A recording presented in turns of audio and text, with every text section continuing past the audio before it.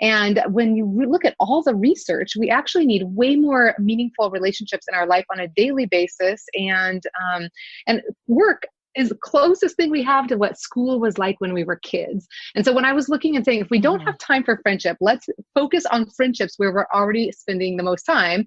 And the good news is friendships are good for the workplace too. So I just really started honing in and just saying, let's make a case for not just having friendship only in the personal life bucket. Let's put it in the work life bucket. And let's talk about how to do it better and how to do it in a healthy way that benefits us and benefits our organizations and all that good stuff. This is your Kick-Ass Life podcast, episode number 349 with guest Shasta Nelson. This is the Your Kick-Ass Life podcast with Andrea Owen, a no BS guide to self-help and badassery. Because ladies, let's face it, life's too short for it to not kick ass. And here's your host, the girl who serves it up straight with a side of crazy, Andrea Owen. Hey there, ass kickers. Welcome to another episode of the podcast. I am so glad that you are here. Shasta Nelson is back. She's been on the show a couple of times, and she is an expert on a topic that I think that we could all use some help with. I think it's a topic that doesn't get talked about enough in how to navigate, and that is our friendships. She's been on a couple of times before talking about our regular friendships. And today she has a new book coming out that is all about friendships at work.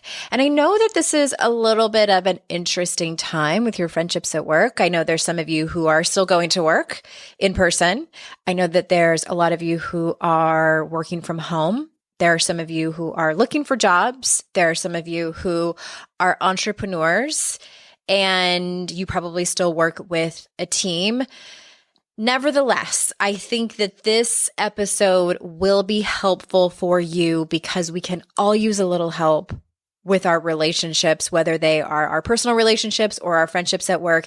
I'm so glad that Shasta is here. She's been on a couple times before. As I mentioned, I'm going to drop those links in the show notes because I do think that it will be helpful if you haven't heard her before to go back and listen to the other episodes. And let me tell you a little bit about her before we jump in. Friendship expert Shasta Nelson is a leading voice on reducing loneliness and maximizing healthy personal and professional relationships. She's a keynote speaker and author. Filled with scientific data, real-world research, and fascinating case studies, Nelson's programs reveal how healthy relationships at work directly impact employee engagement, team culture, sales, recruiting, and retention. She also teaches strategies for the healthiest friendships, contributing to individual happiness and well-being. So without further ado, here is Shasta. Shasta Nelson, you are back on the show for the third time. Oh my goodness, I am so honored.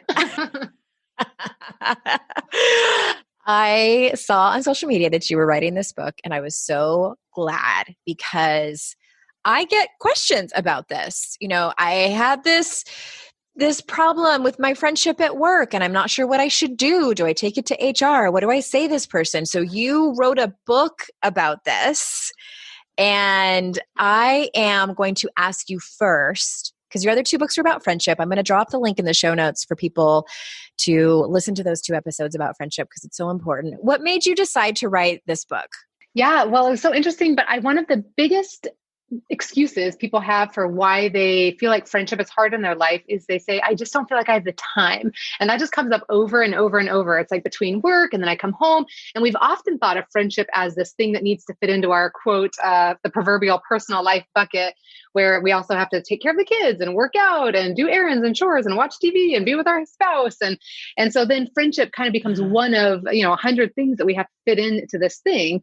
And when you look at all the research, we actually need way more meaningful relationships in our life on a daily basis. And work is the closest thing we have to what school was like when we were kids. And so when I was looking and saying, if we don't have time for friendship, let's focus on friendships where we're already spending the most time.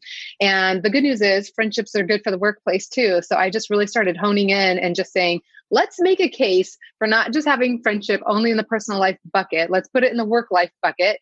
And let's talk about how to do it better and how to do it in a healthy way that benefits us and benefits our organizations and all that good stuff. Okay. Yeah, that makes sense because yes, I've heard that too. And it's a valid, I don't think it's an excuse. It's a valid reason I think that people aren't having these satisfying friendships is because we're being pulled in so many different directions. For sure. You know, it looks a little bit different, I think, for women than it is for men. And I know that this book is for both, for men and women. And I want to ask you about men in a little bit. So just kind of saying that out loud so I don't forget. But I want to ask you, like, let's dive into relationships that are at work that are vulnerable because I think it's different. I make up, I haven't worked in an office since 2006, but from what I remember, it can be a little bit awkward, I want to say, because you're at work and you're not in your personal life. So can you speak to that a little bit? How do people develop relationships at work that are vulnerable? Yeah. So when we look at, I'll back up even one step back, Andrea, and say, so when we measure a healthy relationship, whether we're in an office, whether we're at home, whether it's remote, whatever it is, there's three things that we're looking to measure in a relationship.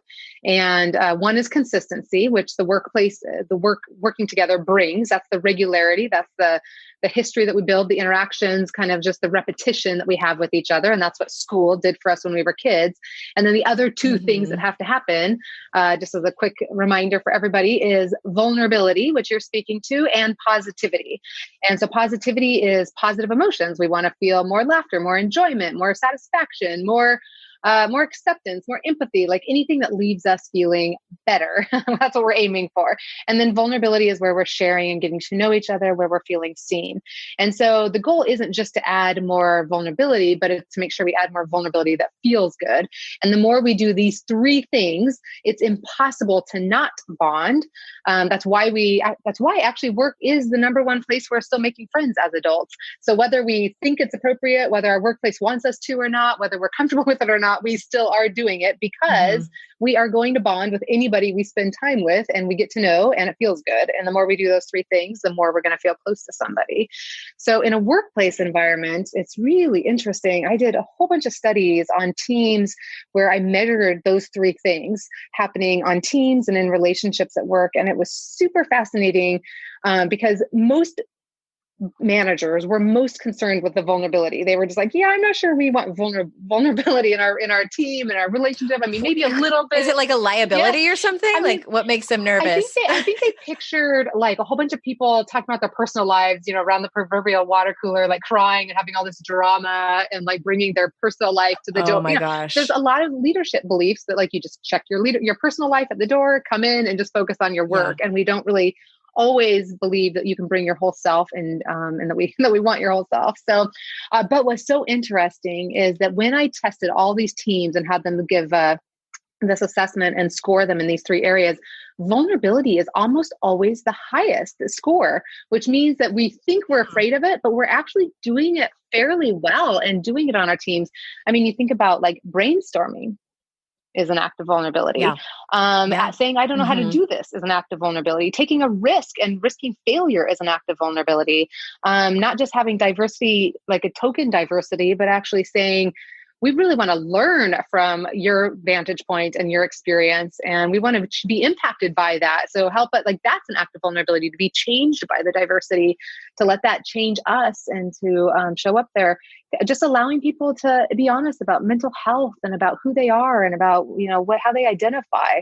And all of those are things we crave because we crave being accepted, and we need to feel accepted all day long, not just in the evenings for the 2 hours we're home. So yeah, I don't know that answers your question, but just kind of in a big, like just throw it all out there. The vulnerability is definitely one key piece. Right. Short answer, yes, vulnerability is important.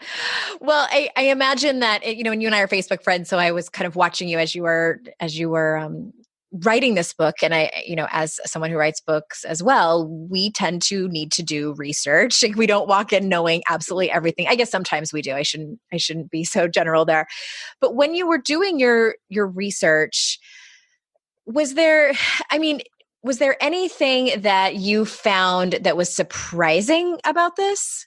Yeah, there's actually, lots. And I would say one of the things though, is just how much research there is that having a best friend at work improves not just our employee experience, but our organizational success. And I mean, I knew the research was there. Gallup has been doing research for 20 years, asking the question, do I have a best friend at work? That's one of their 12 engagement questions. And they have had so much pushback on that. When I interviewed the chief scientist at Gallup for the book, he said, we've had so many companies want us to come in and do the engagement inventory, but they don't want us to ask that question. And we've retested it so many times with like, do I have good friends? Do I have a close friend? Do I have friends? And he said, this is my first best friend, second best friend. He's like, people are so uncomfortable with the idea of best friends that he said, we like retested it with different ways of doing it. And he goes, we would take that question out, except for one stubborn fact. It predicts best employee engagement.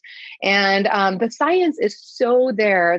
There's huge studies that continue to come out. A big one while I was working on the book came out of 110 different countries. They went and looked at all the different things for affect job satisfaction, and our relationship with our coworkers outranked every other factor of engagement. Not by a ton, but it edged out, like compensation and meaningful contribution at work and like all these other things. And I think what surprised me was just how much research there is, and yet how it would like, we don't really believe it. Like, I don't think our organizations believe it. Like, we don't train for it. We don't act like we believe it. We kind of think, well, I don't know if it's safe to have a friend at work. It could get messy. I mean, I feel like we don't act like we believe it. And the research is so compelling. Interesting. Okay. I want to ask you about coworkers. I hesitate to use the word toxic, but I can't think of a better word right now, and the impact that can happen. So a question that we get a lot in personal development is somewhere around the lines of, I have this coworker who, something has happened, whether this person has like spread rumors about them or taken credit for their work, or there's just some kind of drama, conflict type of thing. And the people don't know what to do, or they've gone to HR and it hasn't been handled the way they want. So I wasn't sure if you wrote about this specifically in the book, or what do you have to say about that? I did. It's a big issue. Good, you are right. It's needed. No, I have one entire chapter devoted to like how to handle that coworker that you feel like, it drains you and takes the energy out of you. And it does. Yeah. I mean, seriously, we all have the experience, or have heard somebody close to us have the experience of having like that dream job description, and then just not liking who we work with can turn that into a horrible, horrible scenario. And we all know the experience of staying somewhere that's like, take or leave the job description, but we love who we work with. I mean, it comes down to so much of our job satisfaction. So I use the triangle of the 3 requirements of relationship, and basically walk people through how to assess that each relationship that feels toxic in their life, whether it's too much vulnerability, whether it's too much consistency, not enough positivity. And so basically helping them assess the health of that relationship, and then basically walk them through 2 options. One of how to kind of repair it by bringing up the requirements that are lacking, or repairing those requirements, or else figuring out what it looks like to decrease those 3 things, and what it looks like to minimize the impact of that person in your life, and how to make it as healthy, but as neutral, and as kind of as so that it impacts you in the smallest possible way, while realizing we still have to work with these people. We still have to get along with them. We still have to be kind. We still have to show up and be reliable in our interactions. So I do. I walk everyone through that step by step, diagram by diagram, because it is so hard to do. Okay. Yeah. Good. Well, and I'm looking through all the points of the book and sort of picking and choosing what I want to talk about here, because there's so many different options. This could be like a 3-hour conversation, I'm sure. But, and I think about my own workplace experience, and I was the type of person who was probably considered annoying by some, because I wanted to be friends with everyone, like, please be my friend. And if you don't like me, I'm going to, this is before I started doing my own work on myself. If you don't like me, I'm going to do whatever I can to get you to like me, which might even annoy you more. But it brings me to the question of expectations and, kind of hashtag relationship goals at work. So do we have to be friends with everyone? Because seriously speaking, this can feel awkward for some. I think especially people who work in smaller teams or smaller offices, where you might have a lot in common with someone, but you kind of just don't like them all that much. Like, how does someone navigate that? It is tricky. And I would just say the goal is to be friendly to everyone, but that's different than building a friendship with a few. So there's a vast difference between being kind to people versus intentionally developing a relationship with a few people or one person or something. And so the goal, I teach those 3 requirements on a triangle. The bottom of the triangle is where all relationships start. So when you're brand new on the team, every relationship has low consistency, low vulnerability, and low positivity. They're not expressing that much adoration and love for us yet. So it all starts pretty low. And as we increase our consistency and we get to know each other better, which increases our vulnerability, and we feel more accepted and affirmed and seen by each other, our positivity goes up. And so, I have a whole chapter on relationship expectations and goals where basically I teach 5 different levels of relationship. And in general, if you have a really healthy team, it would be great to have kind of the team function as a level 2 or level 3, halfway up the triangle where we feel safe, where it feels good. Because the goal, remember, is not to have everybody at the top of the triangle. We can't be completely vulnerable, completely consistent, completely expressing our love for everybody. Nobody would get any work done. Well, we'd be exhausted. I mean, I only want to be vulnerable with 2 or 3 people and I'm like, done, told the story, I'm out of here. So, I think it's just recognizing that for the vast majority of our relationships, they're going to be halfway up the triangle, and that's okay. And the healthy thing, as you point out, so I get so many emails of people who have so much, the drama, give me advice on this. And I would say most drama comes down to a mismatch in expectations versus, wanting the relationship to have acted like they were friends at the top of the triangle. And yet they probably, when you look at their behaviors and their pattern, they were really only friends halfway up the triangle. And so when we get hurt is when we expect that person is my best friend. We'll call her my best friend at work or something. And then we get hurt when they don't act like somebody at the top of the triangle. But we look back and say, have I really practiced true vulnerability? Have I showed up and had tough conversations? Have I showed up and told her what I needed? Did I speak up and say what was hurting me and bothering me? No. Okay, well then you're not top of the triangle friends. You're middle of the triangle friends, and that's okay. And that's a really healthy place to be. The important thing is to make sure your expectations of what that person's supposed to be doing for you matches the level of relationship that you've actually built. And so, the most people will be halfway up the triangle. The people who annoy you, who are what you would have had a tough or toxic relationship with, well, hopefully we just keep them at the bottom of the triangle where we can still have a minimum friendliness with them. And maybe there's 1 or 2 people at work that we intentionally move up the triangle and they do become a best friend and somebody that we can really confide in and trust. Got it. Okay. And I love that there are diagrams and things like that. I'm so diagram. They're easy to understand. Oh my gosh. So quick story about me feeling like I was annoying. At my last office job, I turned to one of my coworkers and I asked him, Ted, do you think I'm annoying? And he was the nicest guy. And he kind of like tilted his head sideways and thought about it. And I said, your pause is telling me the answer. And he goes, no. He called me Fry Daddy because my maiden name was Fry. And he's like, Fry Daddy, I think I like you. I don't think you're annoying, but I could see how some people would think you're annoying. And I'm like, fair enough. I don't take that personally. And I'm not for everyone. Well, I'm curious, you mentioned that you get a lot of emails about work drama and things like that. Do you feel like there's also, and I wonder if this is something you wrote about, that there is a problem with people not knowing how to set boundaries properly at work? Oh. Totally. Completely. Yeah. Yeah. I mean, well, not just at work, but in our personal lives too, right? I mean, I'm aware of that, but I would love for you to speak to like the lack of boundaries at work. Yeah. I mean, it's really important that we learn how to have conversation, especially, I mean, that's to me, one of the expectations of the closer your friendship is, the more you're developing it, the more responsibility you have to talk about it with each other. And I'm always surprised that one of the big ideas is that like, when we have a close friend, that's the person we should be letting off easy or doing the favors for, or like putting up with stuff.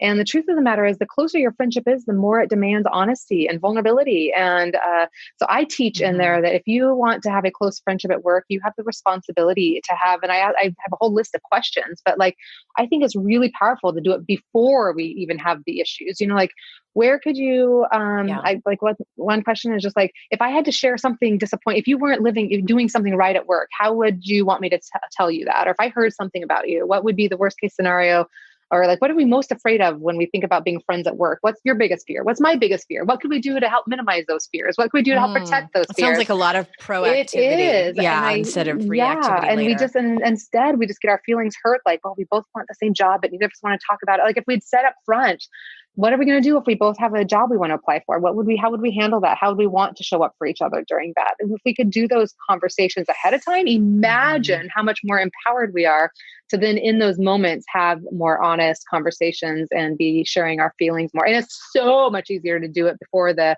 feelings are there, and the negativity and the actual moment. But yeah, boundaries are so important. And especially, I teach, like you have two relationships here that you're juggling. And I think that's what makes it so hard for people is you have your job, your role that you have a relationship to this organization. And then you have this friend and this relationship to this person. And I think sometimes we are fearful of which one we would put above the other. And we have to draw boundaries to protect both of them. We have to draw boundaries around our confidentiality. Yeah. I can't tell you everything if I know things about work that aren't appropriate for you to know. And so it is absolutely important for us to have those conversations. The same way, it might not be a perfect metaphor, but I think about like a husband and wife or spouses married to each other and they have kids. And I think about we understand that there's certain things we do when the kids aren't around, and there's certain things we do when the kids are around, and we have responsibilities as parents to co-parent in this way. And even if our love life, if this relationship's not going well, we still know that this relationship over here as parents needs to go well and do something. And so we do know how to juggle, responsibilities in different places and in different ways. And I think we just need to. The trick is getting our feelings hurt. If we get our feelings hurt that this person's doing something job related as opposed to thinking we should be more important, I think that's where so much drama happens. Well, I just want to throw it in the book is called The Business of Friendship, making the most of the relationships where we spend the most of our time. And it drops August 18th. August 18th. And I want to move into something that I think is prevalent at all jobs. I don't know for sure, but let's talk about gossip. Yeah, it comes up. And yeah, I figured I'm just like, the floor is yours with this topic, but I think more specifically, what would be interesting to hear your thoughts around what do people do or say when they are working with someone who tends to indulge in a lot of gossip? Yeah. Yeah. So kind of, I talk about this from the angle of like how to protect ourselves from gossip, of course, but then also how to when we're the object of the gossip. And then there's the other factor that you're naming where we may not be the one partaking or the object of it, but we're just around it a lot. And so gossip is a really, really big issue that comes up a lot. And the truth of the matter is, it's not really a friendship issue. I talk about it a lot, and it comes up as, I think it's the number 3 greatest fear of having friends at work, or it might even be number 2. Now I have to go back and look at that. But so it's a really, really big one up there. The irony is even if we had a workplace where we outlawed friends, we didn't allow friends, you had no friends, it doesn't protect the workplace from gossip, right? So I would actually argue that the more we train for relationships, the more we teach healthy expectations, the more we expect you to have positive relationships with each other, that the gossip would go down rather than the other way of what we fear. But yeah, I think it's completely appropriate and helpful. And this is all of us learning to show up in life in kind and yet authentic. Practicing these 3 things. It's the consistency, of vulnerability, and a positivity to show up and just to say, it's more helpful if we have a specific scenario. But yeah, basically just to say, kind of distract the conversation to something else. And sometimes if we actually just need to say, I don't actually feel comfortable talking about her while she's not here. Let's try to just give her the best of assumptions for now. And hope, we would do the same for you, if anyone was ever talking about you. And I think it's just helping create a place where people know that we don't want to hear it. And we do that in such a kind, loving way. We're not trying to shame anybody, but it's really that's tricky. But it says to them, you can trust me that you're never going to hear rumors that I'm talking about you either. Like I'm somebody who's not a part of this, and but yeah, it is definitely a human nature thing. And whether we're in school or work or church or anywhere, this comes up all the time. A human dynamic where we often view giving information as a way to bond, I think. So Right. that's one of the things I try to hold compassion around, is just realize that person who's gossiping, that's their way of trying to kind of make a bid for bonding, and trying to just realize A bid for yeah, connection. exactly. They're just trying to be valuable, and they think giving information helps them be that. And so trying to hold compassion and to reassert that's not the case. We like you. We like you even more when you're not talking about other people. Yeah. The thing with gossip is that I've realized over the years, as I've done my best to be very, very conscious of it and pay attention to when it's happening, and also when I am the person who's doing it, is that when I quickly realize when I'm doing it, it is because I am trying to fit in, I'm trying to bond, I'm feeling left out. And once you realize not only that you're doing it, but the reasons that you're doing it, it becomes very uncomfortable to continue. Yeah, so true. It feels gross. Yeah, my advice is just to tell on yourself. I've done that before, and it's extraordinarily uncomfortable. And I can think of this one instance where I participated in gossip and then circled back with the person and said, like, I realized I said this and I was out of turn for me to say that. And I actually don't even know if that's true, what I shared with you. And I really like you and wanted to be your friend. Like, it was really vulnerable moment. And she was like, oh my gosh. She goes, I honestly didn't even think about that it was a piece of gossip, but I so appreciate you saying that, and I'm with you. That was such a great example. Friends. That's a great modeling. Oh, it was hard. I wanted to throw up. But then that makes that friend, as it was coming out of my mouth. It makes that friend. I mean, if you said that to me, I would trust you even more. Like, it's not like she didn't even register that you were doing it. So it didn't even lower her opinion of you. But by coming back and owning it and saying, I don't want to be that person, like, builds trust in you and makes me as a friend be like, I can trust her. She's paying attention to herself, she's showing up. That's beautiful. Yeah. Yeah. Cause it's true. It's like when I know someone and they're a friend or an acquaintance or whatever, and they're gossiping about somebody else, I immediately don't trust you. I assume that you're doing the same behind my back. Yeah. And I think it is, whether it's gossip, I'm not somebody who, that's not my tendency, but like more like what you were saying at the beginning, the need to impress people or win people over. I mean, that could be, that's similar. When you realize that I'm doing this to like basically feel loved. And so whether it's giving information and gossiping, whether it's, trying to go jump through hoops and be the perfect one, trying to be the strong one, like whatever the story each of us has that we're doing, it's so powerful when we can kind of realize we're doing this because we want to feel accepted, because we want to be connected, because we want to feel closer. It's not because we're shitty people. Yeah. But then it helps us be like, why do I have to go this direction and go through these 3 hoops to get to connection? What can I just do to connect, And then it's like so much more beautiful. I don't need to impress this person. I can just connect with this person. And those very other things we're trying to do actually, ironically, often create exactly the opposite of what we're wanting. Right. Well, I want to ask about, people who leave a particular job and they're going into a new one, or they've already gone into a new one. But I want to ask about using your former, with the birth of social media. I mean, I have connected with so many people that I used to work with, and it's fantastic.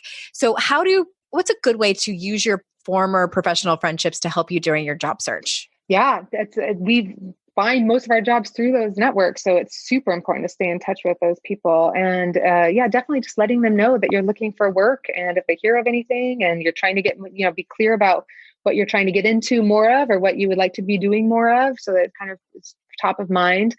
And I think those are the people who can vouch for us. Those are the people who can say, I worked with her before. Those are the people who, it's definitely, they know, like, that's how we exponentially create our network. So we're super smart. We'd be really limiting ourselves to not reach out to those people, our former colleagues and coworkers and friends from other places, because they are magic for us.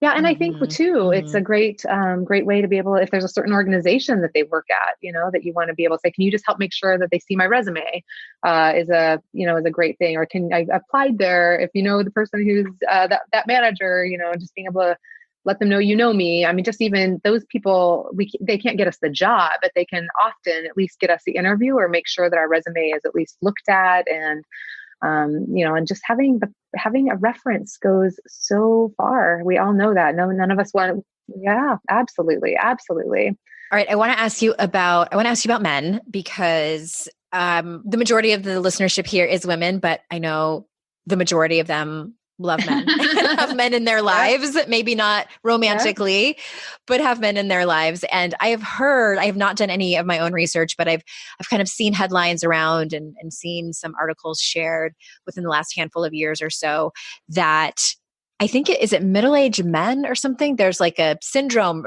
that some expert coined about how lonely they are. Yes. Did you find this when you were researching for the book? Yes, there's a lot of different studies. One of the biggest, yes, I know which one you're referring to. One of the biggest, most recent studies came out showing from Cigna that men are a little lonelier than women. There's certainly enough out there to support that. And I think I would argue that we have not done a good job modeling men's friendships, close men's friendships. We haven't encouraged, given permission, said that it's normal. We've often taught men that the only appropriate place for intimacy is in their romantic relationships with other women, as opposed to with each other. And so, absolutely, we have a lot of men who practice. Like if you look at the triangle, we have a lot of men who practice consistency and positivity. So they have social groups they do stuff with regularly and have a good time, but we haven't really encouraged vulnerability between men. So for sure, there's a loneliness thing there. And between you and me and a few other, anyone else listening, 7 other people.